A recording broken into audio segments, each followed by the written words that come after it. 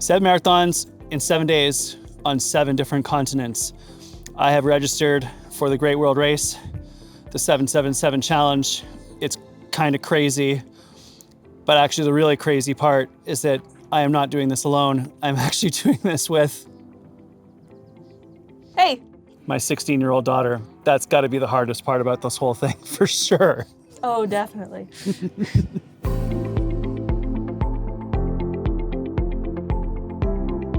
Okay, so here's what we're doing. The 777 Challenge consists of 7 marathons, 7 days, 7 continents, and here's where we're going.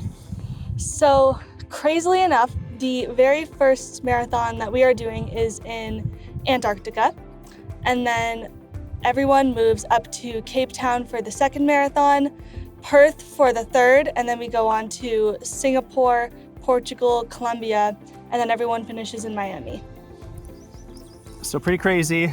That is 50 hours in the airplane in 168 hours, plus all the marathons, plus customs and logistics and all the other stuff. So the next physiological challenge is jet lag. Flying from Toronto, where we live, to Ethiopia, then Cape Town, then straight south to Antarctica, continuing over to Australia, back up to Singapore, and then crossing 11 time zones to Portugal, and then Cartagena and Miami. So it's 11 time zones in one direction, 11 time zones in the other direction. And in that 1 week, we're 168 hours to get it done. Probably 7 times 7 hours of, so 50 hours of that is actually walking, the marathons themselves. And then tons of flying, dehydration, and all this stuff. So jet lag is gonna be just a massive, massive challenge to address. Not to mention, sorry, your turn. So, not to mention, the only rest we get between the marathons is the time we finish expendable from the 8-hour limit. So we finish in 8 hours, we get 2 hours of rest. And then any other rest we want to get is the time it takes for us to travel to the next country.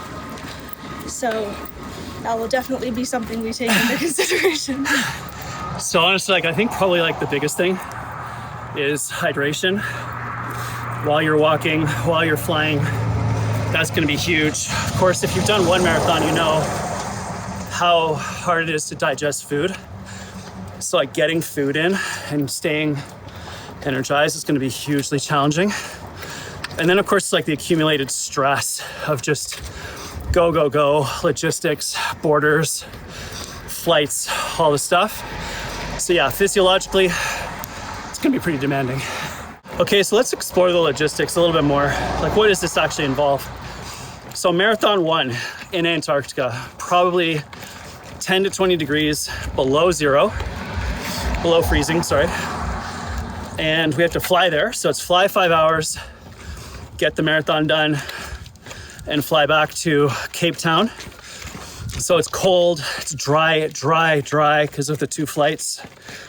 And you're walking on ice, so there's that. Plus it's the distance of a marathon. Now we're planning on walking so that we can finish all 7 and get a world record for Ingrid. So we'll jog when we can, but mostly it's probably just gonna be, honestly, a fast walk like the one we're doing right now. 9-minute K pace type thing, 6 to 7 hour marathons. I said that and my daughter just sped up, so that's really nice of her. Then into Cape Town, South Africa on the coast. So it'll be temperate, but super short turnaround. Then a longer flight to Perth, Australia. Hot. Very hot, because it's November in Australia. So that will be the opposite. Imagine doing a marathon in Antarctica and then just a couple days later, you're doing one in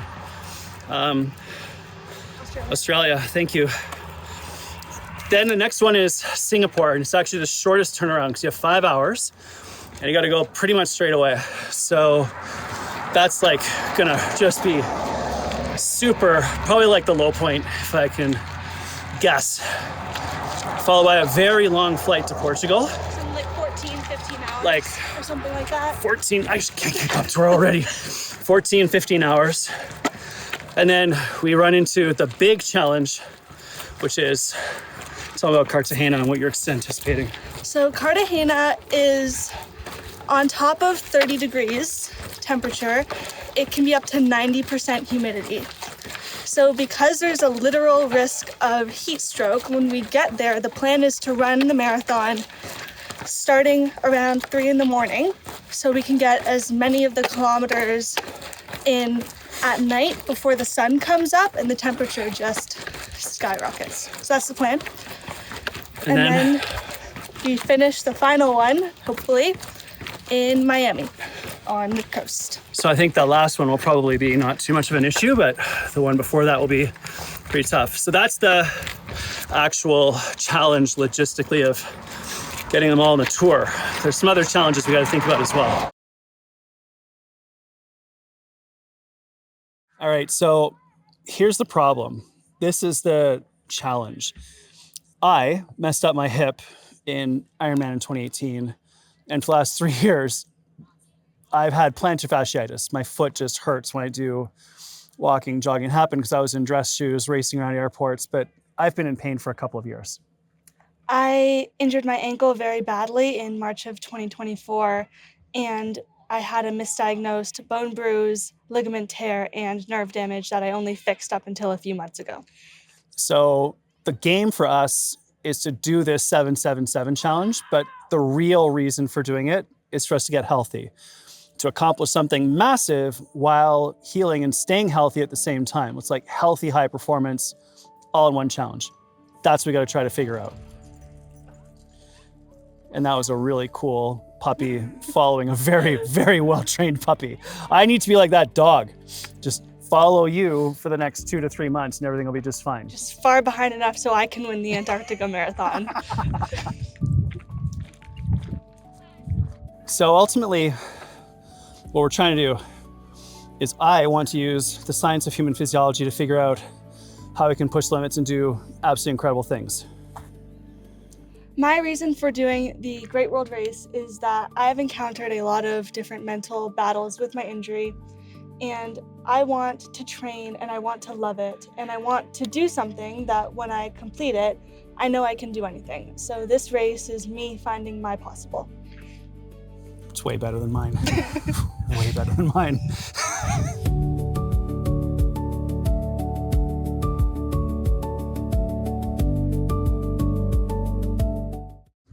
Okay, so there are 3 critical factors that we think are going to be really, really important for our success. Factor number 1 is consistency. Yep. So that means doing things every day, and if there have to be modifications, just doing something different. So if we can't do 3 days a week of long mileages, we do 7 days a week, much shorter. That way we're not in pain and we're staying consistent. Second factor is doing it with someone that you care about. Obviously, I care about her. She's 16. I don't know how much she actually cares about me anymore.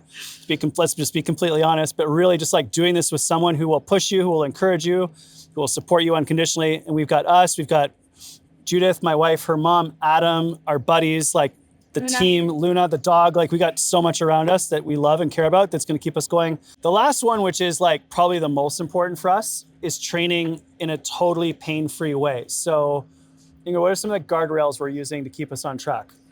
Since my ankle injury was mostly nerve damage and I've only gotten over that a couple of months ago, for me it's really important to not have any sort of nerve pain in my ankle, whether it's like for a few seconds or just a dull ache. Anything I do, I try to treat with ice, heat, and positive adjustments in the training schedule. Right on. So like that's literally what we're doing to accomplish this goal. I think those apply to everybody. Hopefully that's helpful for you too.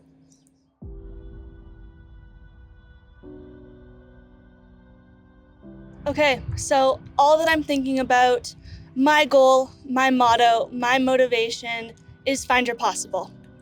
And I'm just like trying to think about how do we use physiology to guide us towards health and high performance. So follow the adventure.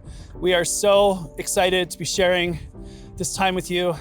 You can follow along at drgregwells.com, ingridwells.world. Just look for the 777. and we'll post updates there. Hope you guys are great. Thank you for supporting us on this journey. Hope this is fun for all of you as much as it is for us. Thanks for watching.